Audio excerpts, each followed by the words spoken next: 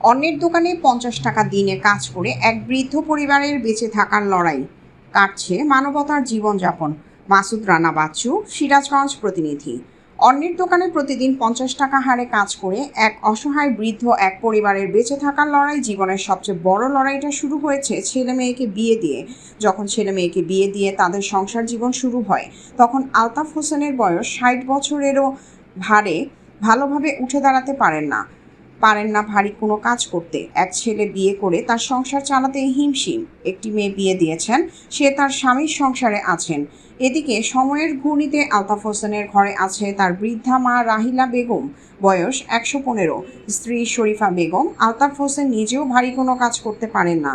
পেটের দায় আর বৃদ্ধা মায়ের আহাজারিতে ভারী হয়ে যায় আকাশ বাতাস। আলতাফ হোসেন একটি মুদির দোকানে 50 টাকা প্রতিদিন হাজিরায় কাজ শুরু করেন। এভাবেই চলছে 10 বছর একবেলা না খেয়ে থেকে। সিরাজগঞ্জের রায়গঞ্জ উপজেলার লাহোর মধ্যে পাড়ার মৃত শুকুর আলীর ছেলে আলতাফ হোসেন দীর্ঘদিন ধরে চলছে তার মানবতার জীবনযাপন। আলতাফ হোসেন বলেন, আমার ছেলে ভিন্ন ভাতে তার ঘরে একটি প্রতিবন্ধী বাচ্চা নিয়ে তাদেরই চলা কষ্ট। মেয়েটা বিয়ে দিয়েছি, সে স্বামীর সংসার করছে। আমি একটি দোকানে একটু হাতের কাজ করে দেই, প্রতিদিন 50 টাকা করে দেয়। বর্তমান বাজারে 50 টাকা দিয়ে কি 3টা পেট চলে? খুব কষ্টে দিন পার করি। আলতাফ হোসেনের স্ত্রী শরীফা বেগম বলেন, কত কষ্টে দিন পার করি উপর আল্লাহ ছাড়া কেউ জানে না। লোক লজ্জায় পেটে খিদে নিয়ে ও কাউকে কিছু বলি না। এমন সময় হয় চাল থাকলে বাজার নেই, বাজার থাকলে চাল নেই।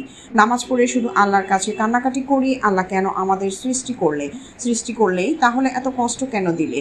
আলতাফ হোসেনের মা রাহিলা বেগম কথা বলতে না পারলেও ইশারায় বোঝানোর চেষ্টা করে আর 2 হাত তুলে আল্লাহর কাছে প্রার্থনা করে। প্রতিবেশীরা বলেন, একই ঘরে 3-3টা বৃদ্ধ মানুষ, ইনকাম করার মতো একটা লোকও নেই, খুবই কষ্টে চলে। তাই সমাজের বিত্তবানদের কাছে অনুরোধ রইল, যদি এই আলতাফ হোসেনকে ছোট্ট একটা দোকানের ব্যবস্থা করে দিতেন তাহলে হয়তো বাকি জীবনটা একটু ভালোভাবে পার করতে পারত। পথচারী রিপন তিনি বলেন, আমি মাঝে মাঝে এখান দিয়ে যেতে দেখি এই চাচা একটি দোকানের কর্মচারী হিসেবে কাজ করে। একদিন জিজ্ঞেস করলাম, আপনার বেতন কত? তিনি হেসে বলেন, প্রতিদিন 50 টাকা। আমি মনে করলাম হয়তো দুষ্টামি করলো। পরে অন্য লোককে জিজ্ঞেস করলে বলে, হ্যাঁ সত্যি কথা বলেছে। তার পরিবারের কথা শুনে খুবই হতবাক হয়ে গেলাম। স্থানীয় ওষুধ ব্যবসায়ী সোহেল রানা বলেন, এদের চলাচল খুবই কষ্টের, তাই আমি এদের কোনো ওষুধ লাগলে আমি বলে দিয়েছি আপনার যেন টাকা না দেন, আপনাদের যে ওষুধ লাগে নিয়ে যাব।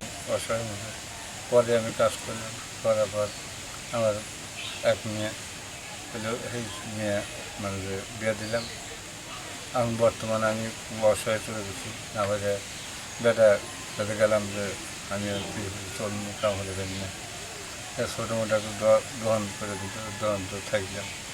থাকার পর কিছুদিন ভালোই থাকলাম। থাকার পর কিনা একটু কথা নিয়ে আমাকে বাজার